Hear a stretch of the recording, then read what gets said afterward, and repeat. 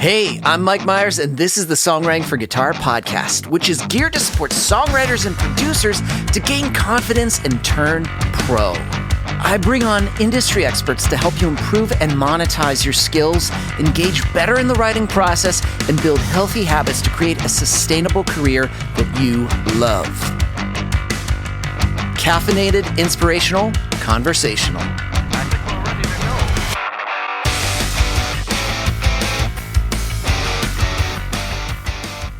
Hello, my friends. Mike Myers here with the Songwriting for Guitar podcast, episode 104, Behind the Process with Seth Schaeffer. Now, like a few weeks ago, I was on Seth's podcast, Behind the Act, and it was fun to actually do a podcast in person. He's not that far from me. We both live in Nashville, and ironically, we moved to Nashville at the same time too. So it was really awesome to meet up with somebody who was experiencing that transition as well. A gorgeous studio and an amazing studio. My first impression was I was like, dude, your studio rocks. It's everything is so ready to just jump in and record, whether you're doing drums, bass. We kind of geeked out together, and it was interesting to hear that he was starting a podcast from scratch, and he was starting this music licensing journey from scratch, starting at the very beginning. And to me, to be willing to make mistakes and learn, especially both processes, it's crazy because it is a handful doing a podcast and diving into music licensing. But it was really cool to hear Seth's perspective and his willingness to be open about the process. So here we go, episode 104, Behind the Process with Seth Schaeffer.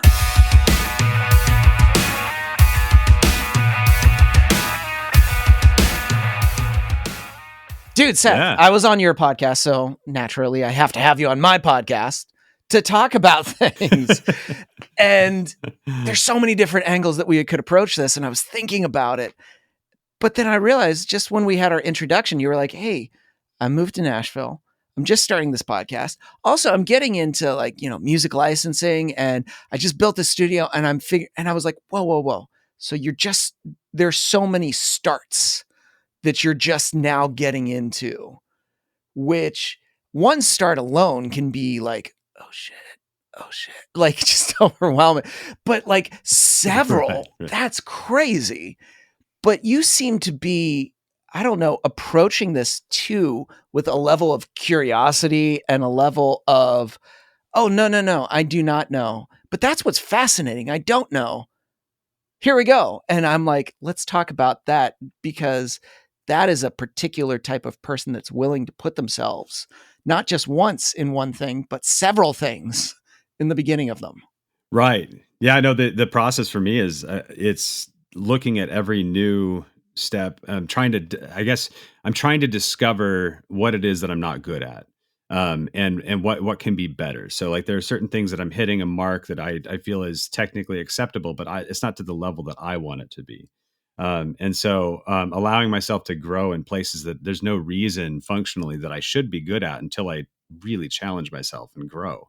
And then also realize that other people around me are really good at these things. And so I don't have fear in just saying I don't know and asking people for help, because they already know and I don't. So why not ask, right? But here's where I would say what's interesting is it's almost like you've accepted, like, hey, there are people that really know a lot more about this, and I'm just going to go. I'm going to be with them. Wonderful. For some people, that takes years to get to that position, to just say, can you help me? And what you see is a backlog of struggling, trying to piece together. And that's where they have this mismatch of like, they've got half of step 37, but they have step 2, but then they have step 4, and they have and it's just not working, and they're frustrated. And it seems like you've already come to the solution to prevent all of that. I'm just going to start saying like, hey, can you help me? Right. Yeah. I think that we attach certain skills that we, to the value that we think that we bring to the world. So there are, if you are great at public speaking, well, you have a lot of pride in that. So you kind of almost protect yourself from trying to learn, because that's where I carry value. So if I look weak in that, I'm not going to be able to do it. And so for me growing up, playing piano was the thing that I was really, I had excelled at, according to the community that I was around.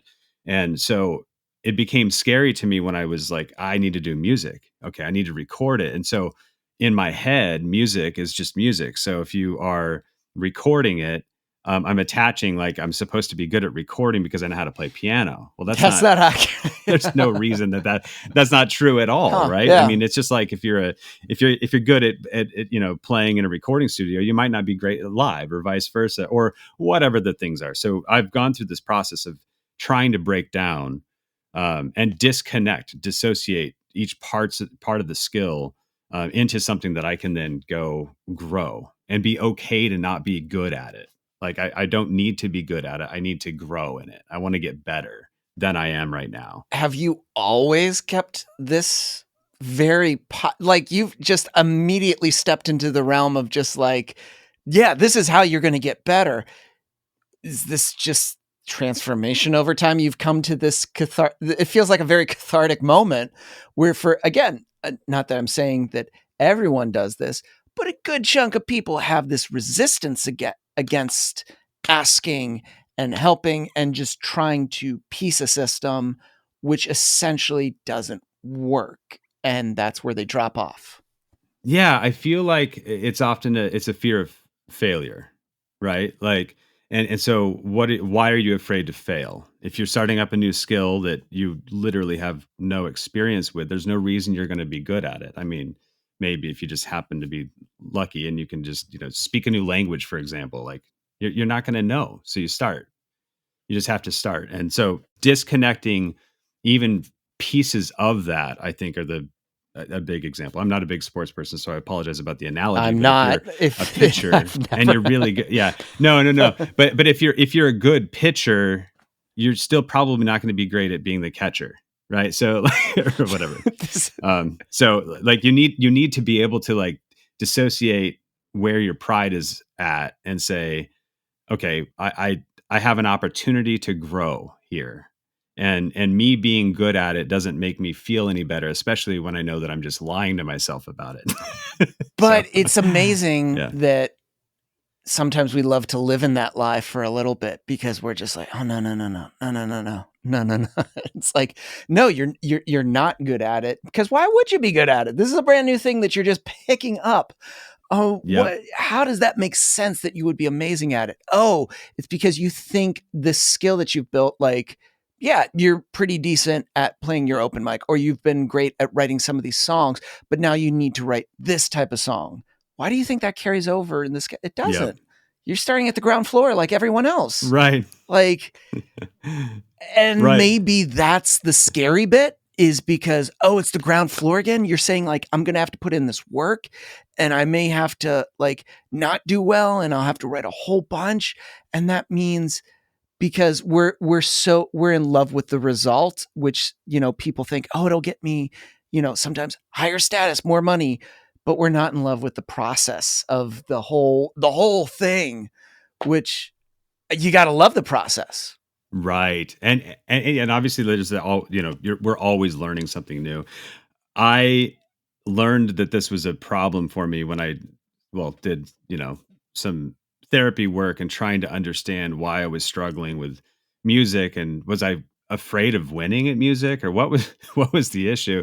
And I realized that I owned a recording studio with a friend when I was younger, and I was not good at it, but did my best or whatever. And then I accidentally built a film company, which felt effortless, quote unquote, because I wasn't supposed to be good at film. So it was easy for me to kind of grow those skills and just keep failing and keep failing. And over time, I got competent at holding a camera and hitting the red button. But as I started re-engaging into the music side, which has this fear baked into my brain from childhood, it was like, okay, yeah, disconnect the pieces of the puzzle that I'm not good at. So if I'm afraid at X, Y, or Z, just, yeah, take it one piece at a time. And I have a tendency also to hyper focus on one thing at a time. And so I don't try to become good at mixing at the same time as writing lyrics, at the same time as practicing my paradiddles on my drums. I'm kidding, but Yeah. I mean, but truly, I want one technique at a time to try to quote unquote conquer enough that I feel like I took a step forward. Because each step needs that focus. You can't do Yeah. you can't get better at multiple skills at the same time, because like one is going to not get good. Like one will get better, the other one kind of gets better, and the other one doesn't. But also too, from an energy level, it's not sustainable. That's one thing where you'll totally burn yourself out, and you'll go like, oh, I hate music, it's so exhausting, it's so rough. Well, yeah, if you try to do everything at once, it is pretty exhausting. I think what you mentioned, during the interview we did last time, the idea that you spend 15 minutes a day on one part of the skill at a time Yeah. is how you grow, not just play for 15 minutes. It's like work on something for 15 minutes and then play. And I think that's the thing too, that the book that I remember when I mentioned, you were like, "Oh yeah, I read that Crit." I'm like, "Oh yeah, she really dives in to being okay with not being great at the thing, at actually struggling at the beginning, and actually being judged as like, oh, you're probably not going to do well with it." But in turn, that person keeps on trying and progressing and learning from others, applying, and it gets better, and maybe just it has some form, but man, it develops more and more and more and more, as opposed to those that are gifted, where they excel, but then they plateau because they have no framework for getting better. And so they kind of look around, they go like, I'm good at, they're looking for validation. They're looking for people to be like, hey, I'm still good at the thing. And they're like, yeah, it's been a couple of years. You're kind of the same. I guess you're okay. Yeah.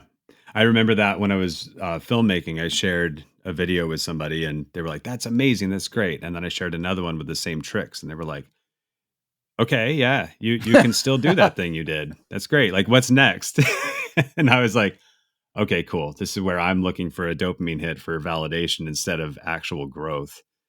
And that hit me. And I was like, okay, just keep growing and getting better. Take one step at a time. And yeah. And it's nice to get the validation. But what I find is the people that do Oh, yeah. well over time, they're like, okay, cool, thank you. Like they still enjoyed, like, cool, I'm glad you appreciate it.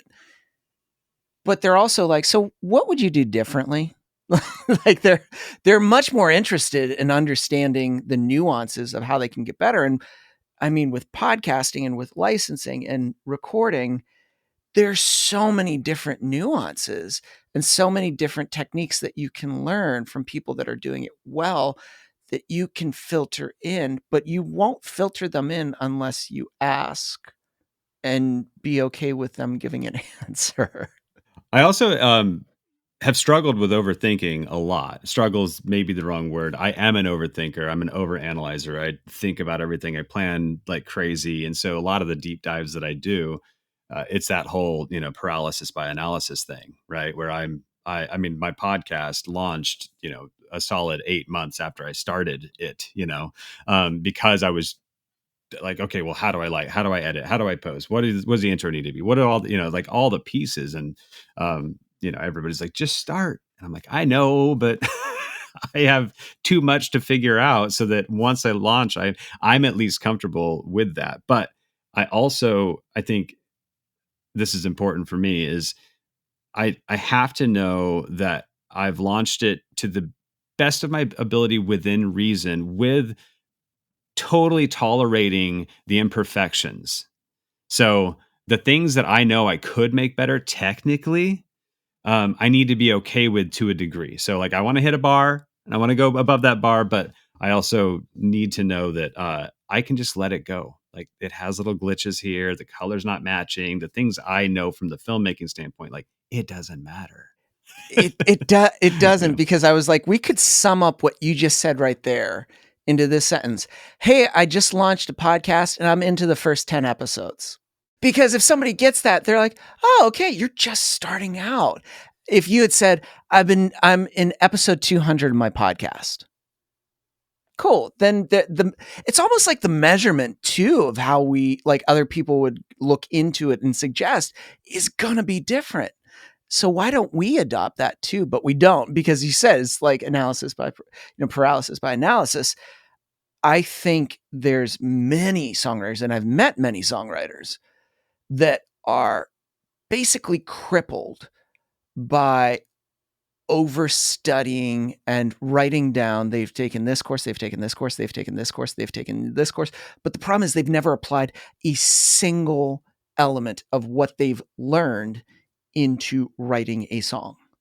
And it breaks my brain. Yeah. It just like, it shuts down because I'm like, how do you think you're going to like flipping through your notebook and writing more notes and going back through that course is not going to help. What's going to help is writing 200 songs based off of what you've learned. And it seems like you're now in the space where it's a little bit less and, kind of like analysis, but it's like, cool, I need to do it, because when you start doing it, you're committing yourself to continually doing it.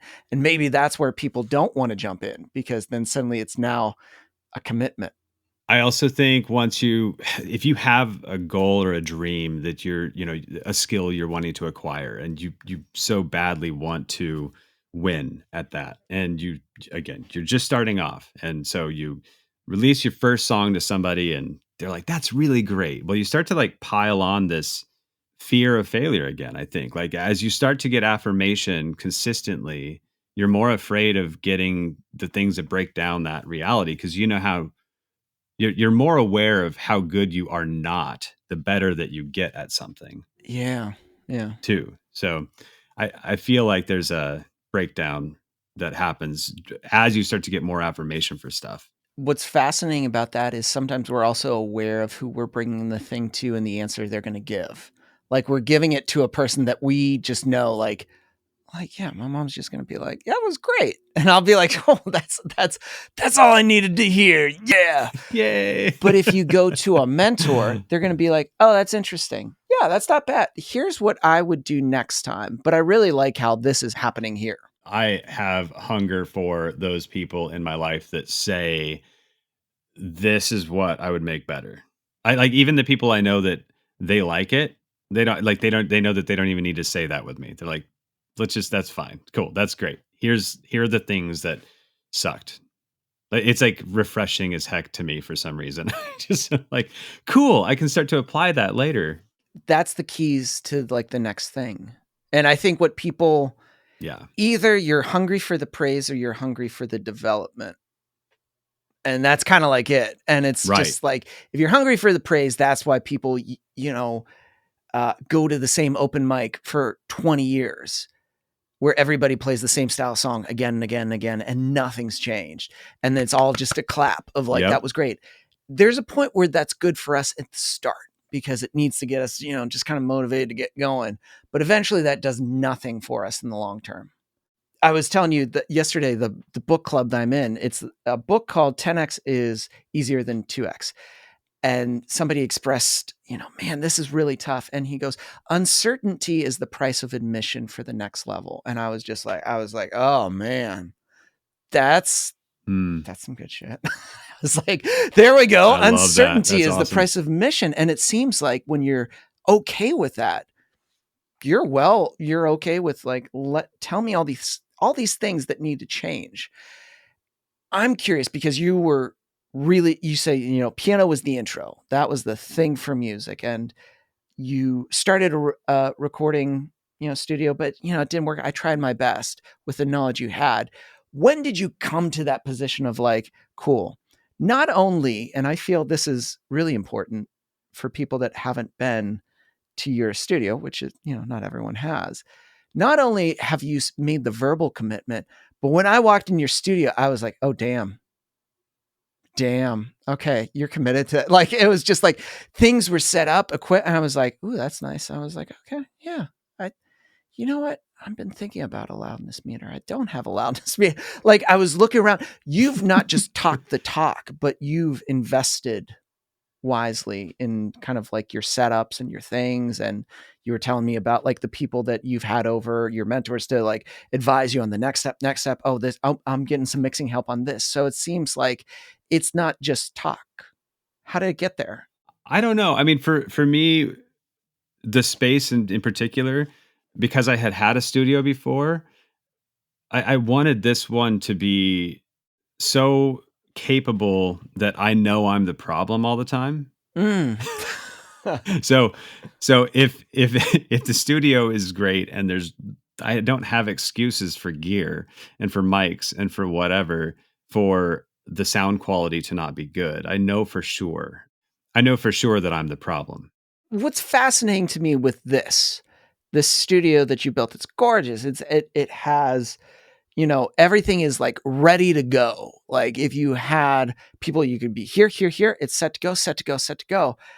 To me, how did you get to that jump of uncertainty, built-in fears about music commitment, and then suddenly now being the point where it's like, cool, I'm fully committed? How did you get from that chasm, that jump from uncertainty and like it wasn't a thing for quite a while? And I feel for people that eventually jump back into music, that's the story.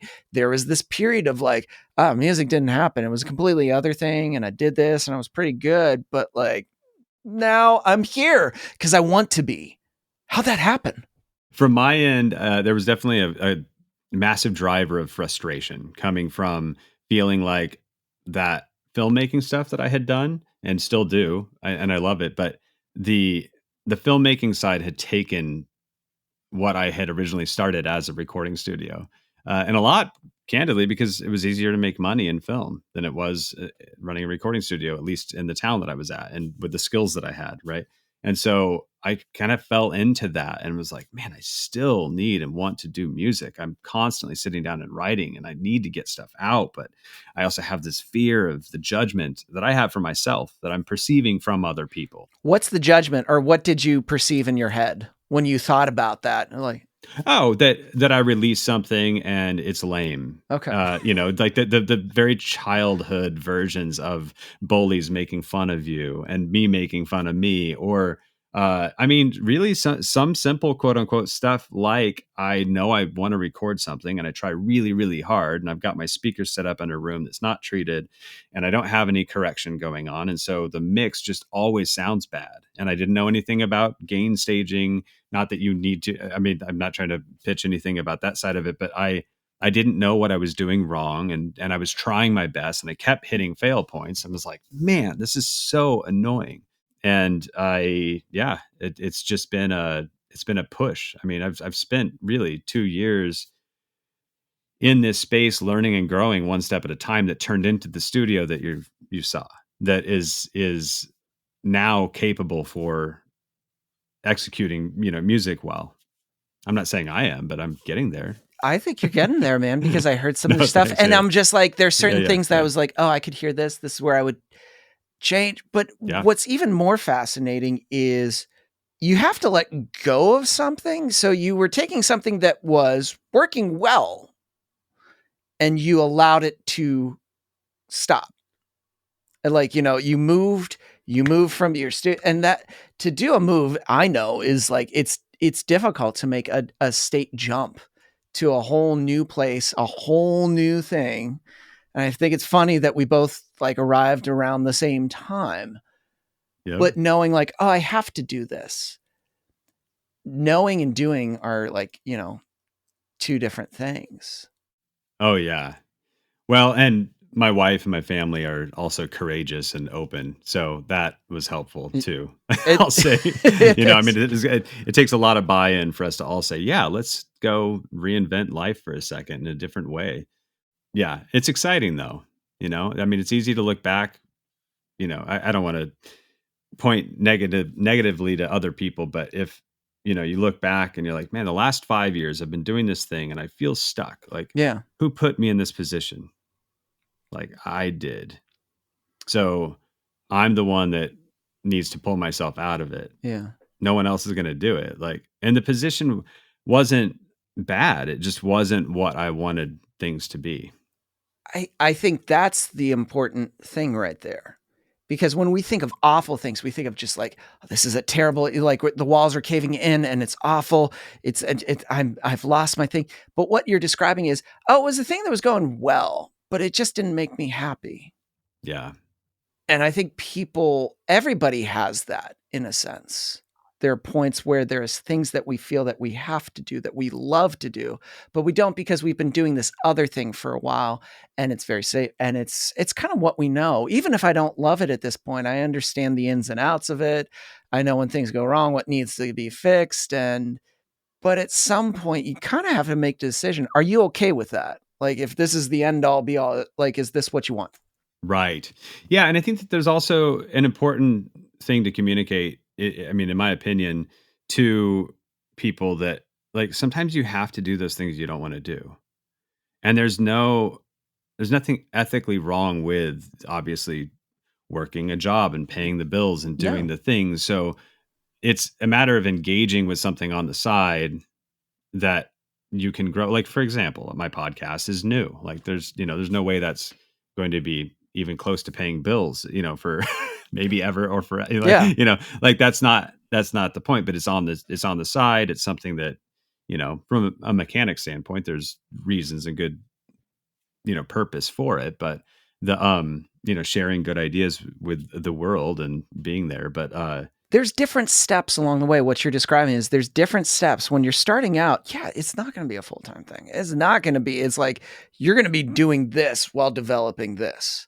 I feel like there's many different transition points where you can slowly let go of this thing and then you can upgrade to the next level. But there's a period of time where these two have to kind of share a dance with each other. Yeah. And you're not able to do it fully, but there is some time you're able to carve out and develop it and get better at it and learn from others and apply that knowledge. And then if you do that for a while, it's almost like you can cut back the other thing that you're not crazy about, but it's like you realize right now that's where it is, but it's not how it's going to be forever. Right. That's a long-term vision plan. This is what it's going to look like long-term. In the short term, it may be like this.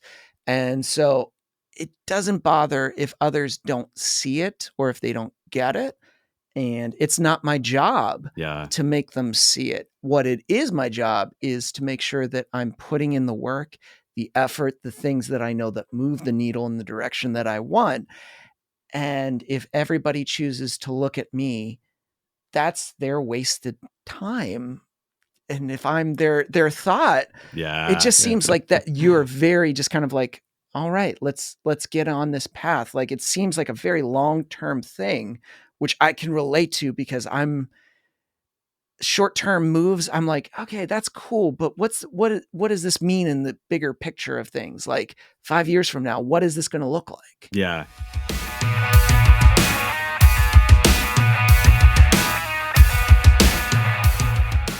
Songwriters, let's get real for a moment. Sometimes we are our own worst enemy. We're looking at the song various different ways. We're looking at here, there. I'm not sure if we are in our own head and we could dissect it and rework it and rework it and rework it and rework it until you suck the life out of your idea. You know what's a lot easier? Getting an outside perspective, especially when that outside perspective is someone that has had success with music. And that's why getting a song critique is invaluable, so that you don't have to wonder and look at your song again and again and again, but somebody can look in on your process, advise, and actually make you aware of potential hurdles you might face if you keep on going down this path. But instead, do this. Why? Because mentors have been in the same place that you are in right now. So instead of wasting hours upon hours of, stressing yourself out, going crazy, looking at the same song, the same lyric sheet, the same melody, you keep on singing, the same chord structure, instead, sign up for a song critique at songwritingforguitar.com. Book it with one of our coaches so that you can then actually finish the song, get something out of it, and move on to the next song with a process and a system. So go to songwritingforguitar.com right now to book your song critique. Okay, let's jump back into the episode.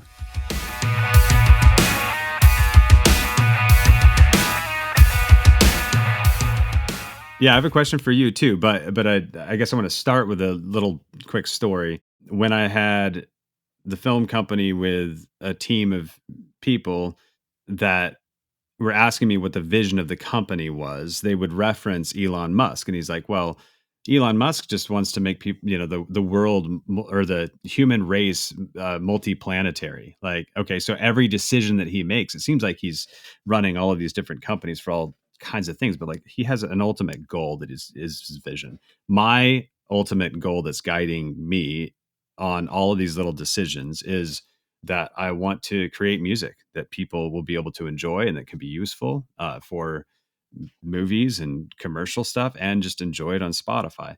That's my ultimate vision. So every decision I'm making is leading up towards that, sharing good ideas in the music side, right?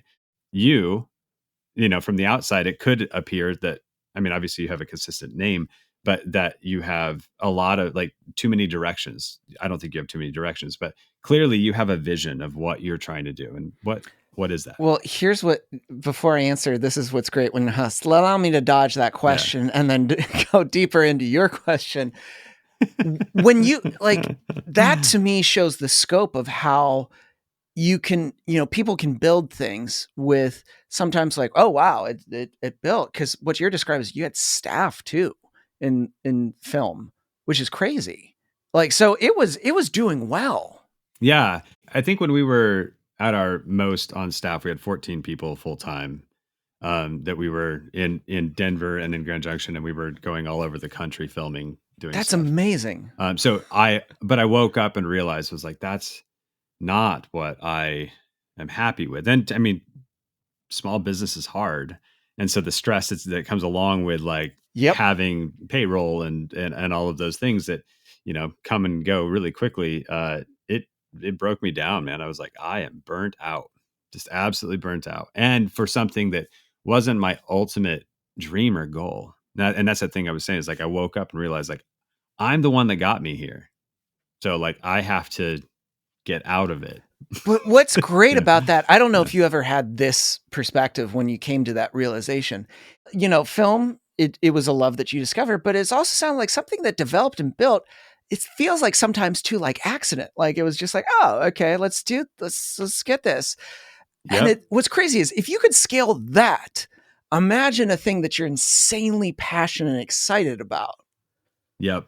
That's what I'm like, Yep. accidental growth and scaling, unintentional. Yep. Like, oh, that's Yeah. cool. I'm like, oh man, imagine like the focus of like taking that energy that you did.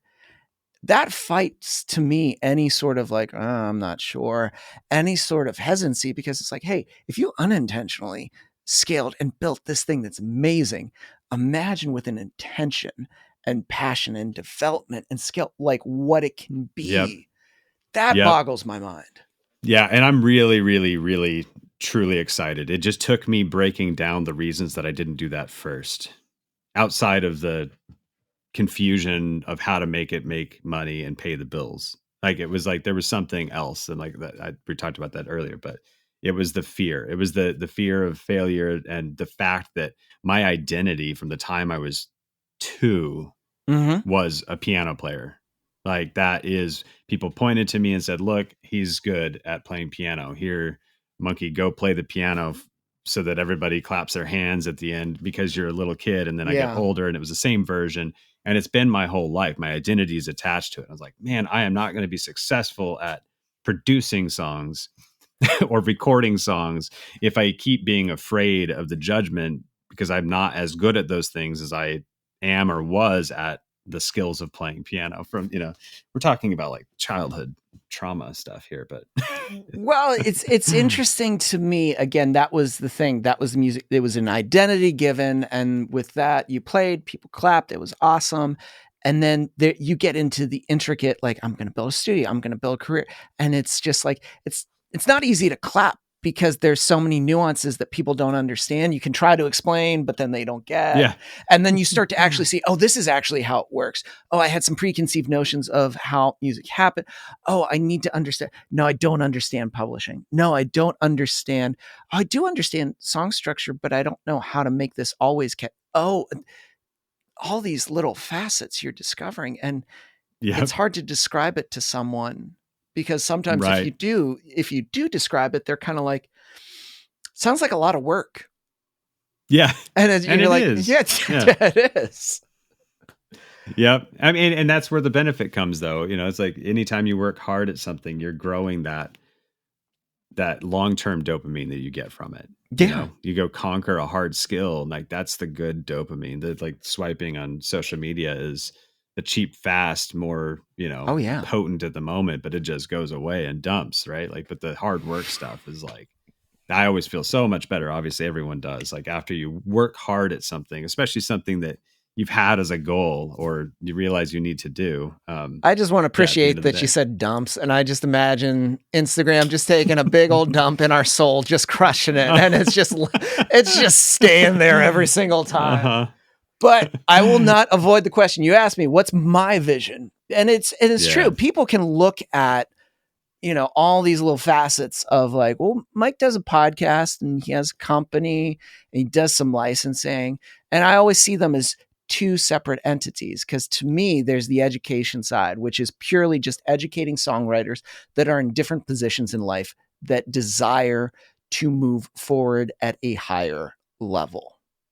And so that means also connecting them with people that I've been lucky to be mentored by and collaborate with, that are doing it at a level that's sustainable, and it's a career, and it's the thing they do to pay bills. And that's, to me, exciting, because they don't know their names. And that demystifies that you have to know them. They've done some cool shit. It's awesome. It's great, but you can still do it. And so creating that community, that to me is the exciting thing with songwriting for guitar. On the other side, I just love writing and composing and creating and getting into more and more television shows, because at first it was, oh, this is interesting. Then it became very intentional. And now it's grown to a level of like, wow, it's crazy. 5 years ago, I wouldn't feel confident with this. Now it's just like, I'm like, cool, I'll do that. So it's looking for that next, as what we're talking about right now, higher levels, where it's like, God, I want a 6-figure like placement. That'd be great. Yeah. That sounds great. Yeah. That's a high level. That's so high. But it's like, cool, you've done the quick $100. You've done the 4-figure. You've done the 5-figure. You have not had that level. And that might take 3 years, 4 years. Cool. That's fine. But man, when it happens, not so much about the money is the bonus, but the other thing is like, it's probably going to be with a collaborator, which is going to be exciting, because it's also someone I get to share it with.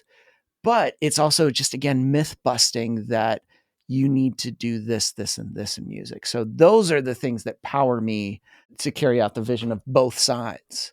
But then also meeting Yeah. people that are also hungry to do that. And then my network and my community grows. My circle grows of people that are very insanely driven, passionate. They look after others, but they're constantly bettering themselves. And they can tell me 5 books that you need to read. And, oh, here's a nugget of like things that I can write down. I'm like, oh, wow, I need to do that.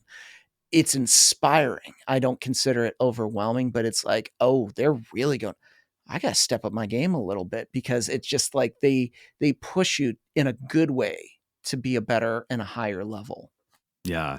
No, and I think that community drive that you've put together, it feels like it feeds the same ultimate goal regardless. And Mm-hmm. obviously you're doing all of the things you're doing, but like having a podcast, having courses, having Mm-hmm. a book, it all still feeds, like you say, directly into the goal of having a songwriting, like being able to do songwriting, engage the music industry and help other people. Like that's like what else should life be really? I mean, What exactly? What should it be if you've yeah. been able to get to a level where it's now sustainable, and you find it shocking, and you think, man, if I could go back to 5 years ago, Mike, or 6 years ago, Mike, what I would probably tell myself this, and this, and so, oh, that sounds like you're creating like a program, or basically a curriculum.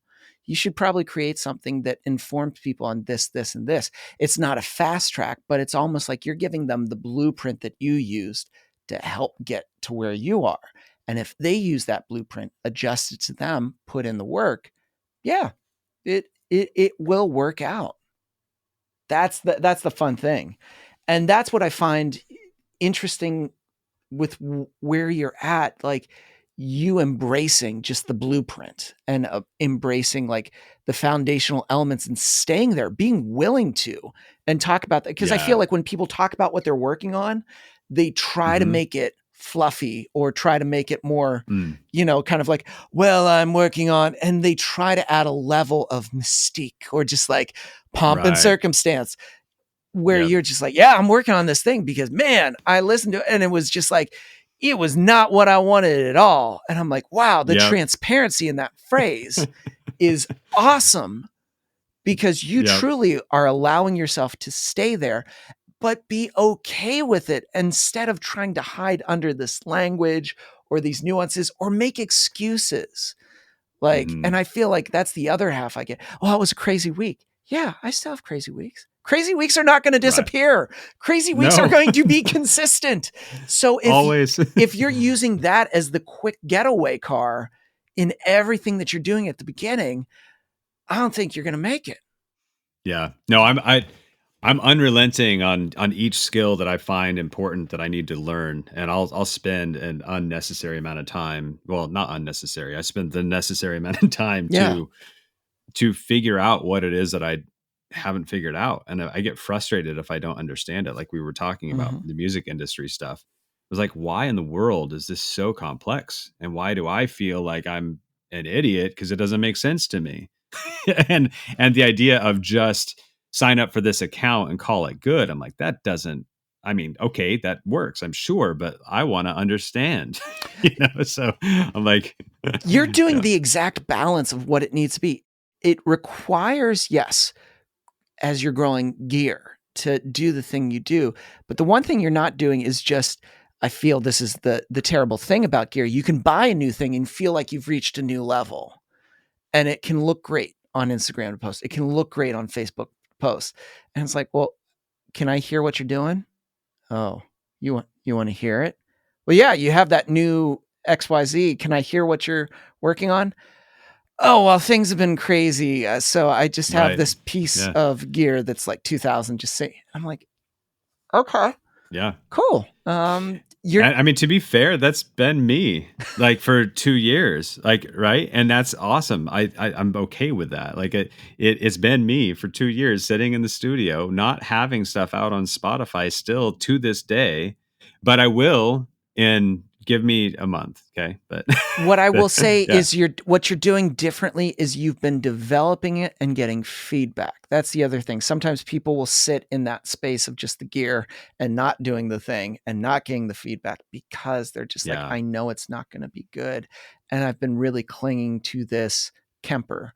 I've been clinging Yeah. to this Yeah. hardware compressor that like I see everybody, and I got all the Fab Filter gear, and I bought all, and I got Mhm. Isotope, and it's like, cool. Those are all great companies. Yep. But those companies are absolutely pointless if you haven't written a couple, 100 or so songs to like just get the gears moving and getting the feedback on Yep. what needs changed and just starting to Yep. implement those tools to discover like, oh, geez, that's a terrible sound. Cool. Now you know. Don't use it. Use Right. another one. Right. Trust your ears. Start to learn. Well, why don't you? And to me, that's the other question that's always interesting. Well, why isn't it good? Well, it's really Mhm. fuzzy. Okay, so make it less. Oh, or what you said, gain staging, or it's like, oh, Mhm. it's just really. For me, this was a problem when recording guitars. Like, man, it sounds so thin. Well, how many guitars do you have? One. Well, that's why. Is one. It can only do one Yeah. thing. So if you take the highs out of it, it'll just be nothing but lows. But I need some highs in it. Okay, well, but I want the low. Well, then you're going to have to track multiple guitars. So that means you're going to have to get good at tracking. You're going to have to get good at knowing different parts to play to layer on top of each other so they're all not phasing each other. It's a whole, and then it's like, oh, then there's more to this. And you're just Right. in that space where you are totally embracing that, where others are Yeah. quietly sitting on the sidelines waiting. I think I also want to acknowledge that I'm breaking every rule that I tell to other people when it comes to film. So when they say, what do I need to buy? Like, what camera do I need and what lens do I need and all this stuff. I'm like, you don't need that. Like, your phone is going to crush it for you. Like, truly, Yeah. I use the phone all the time. I mean, I've got, Yeah. nice cameras sitting around the studio, and I do my intros on the phone because it's easier and it's more convenient. And because it's valuable, it is valid. So it's like the stuff I have in the studio, I guess that's the difference, is that I'm aware that that piece of gear isn't going to make me better. It's something that I want to add to my tool set to understand how to use, but I don't think that that's going to make a song better. I think that's So, huge. And yeah. yeah, you can admit that. People ask me, like, should I get a Helix, a Kemper? Which amp profiler should I get? And I'm like, well, what do you have? Logic. Start with Logic right there because the concepts are the same. Just use Logic. Yep. I'm not going to call the guy out, but I talked with a guy who was all about, having the tubes and the real everything, and you can only use these amazing pedals. And I had in the past created this guitar sound on that Mustang that you Yeah. saw, and and Logic. And he was like, "How in the world did you get this tone?" And I was like, "You do not want to know." I was like, in the box, no plugins, Logic. Yep. It just sounded great. Like, so It's exactly that, because it's about the player, the concept, how the song is formed, the part that you're it's a whole host of other things that are totally not at all a piece of gear.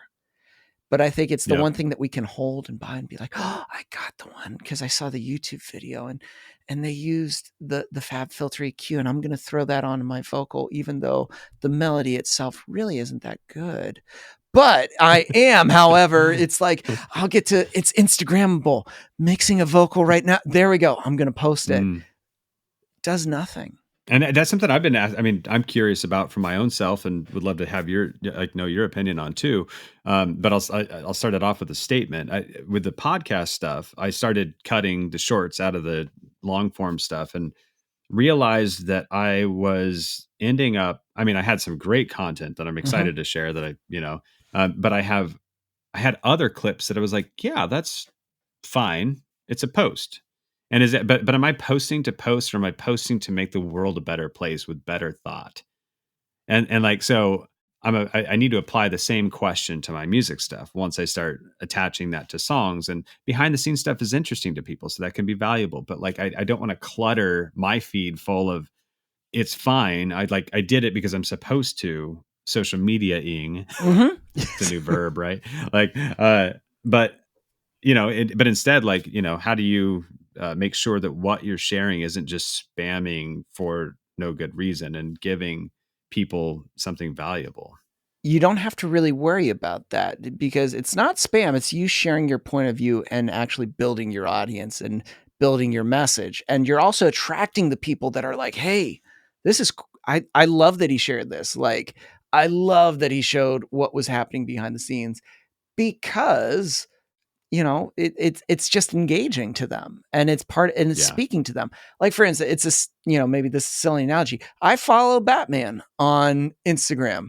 I'm sure Batman's not going to post all the things that I'm crazy about, but a good chunk of what Batman posts is pretty quality content where I'm like, man, I love that episode of the animated series.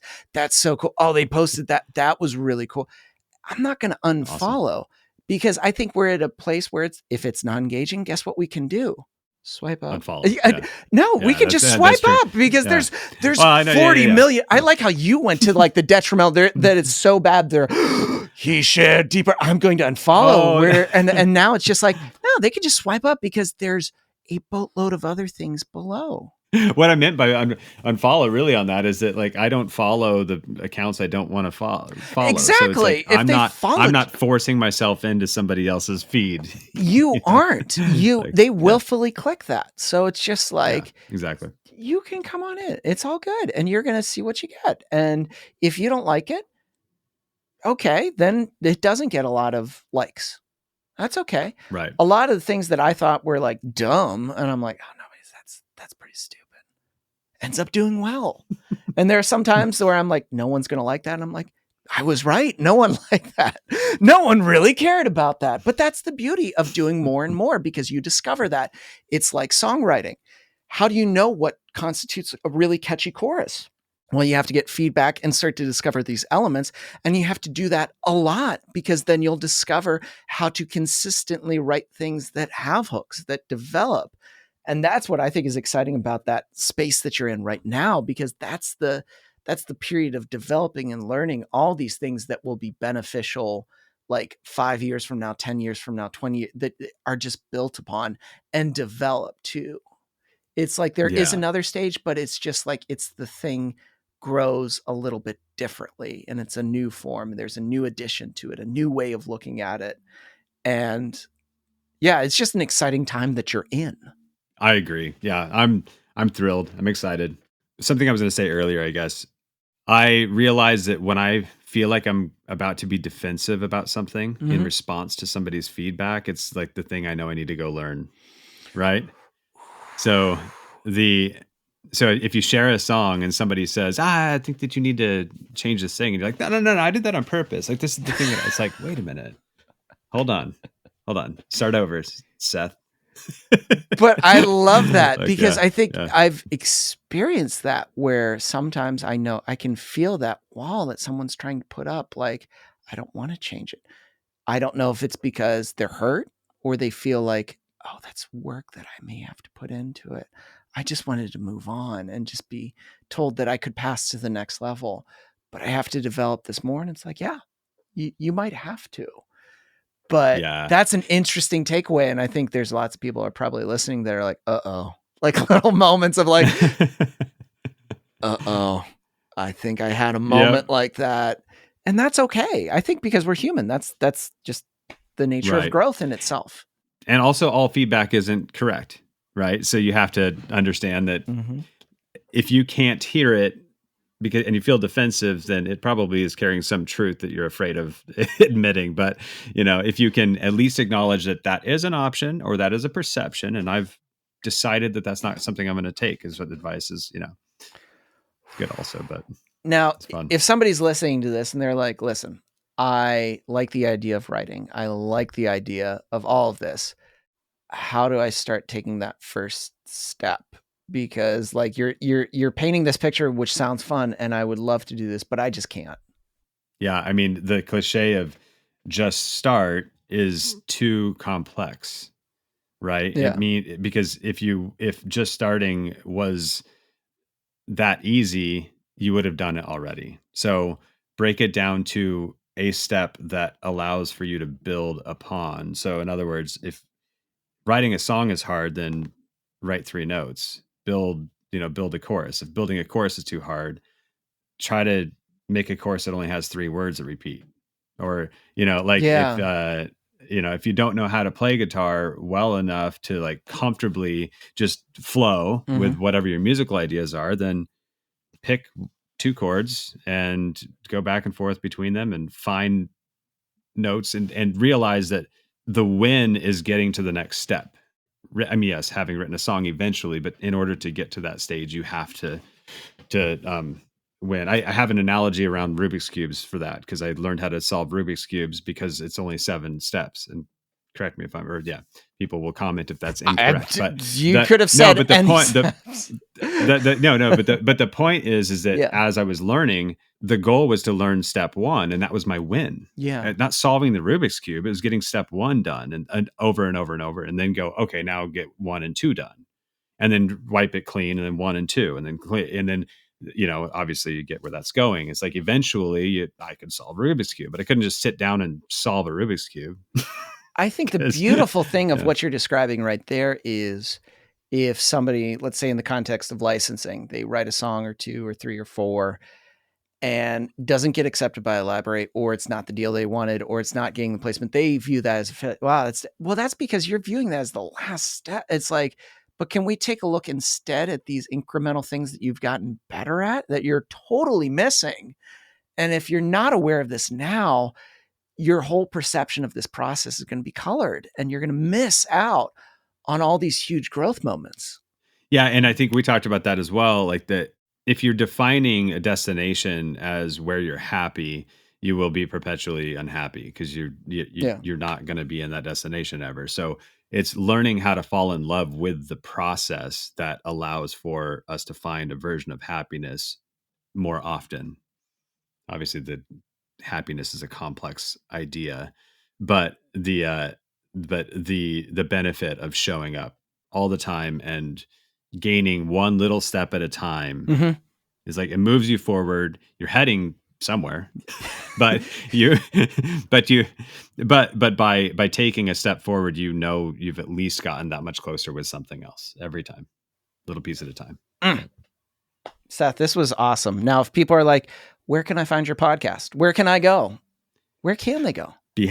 It's Behind the Act on YouTube, Spotify, Apple, everywhere. We'll include a link in our description.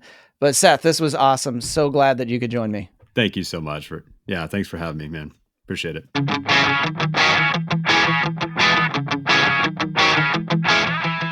And that does it for this week's episode. It was edited and produced by Chris Fafalius. I'm Mike Myers. Thanks for listening.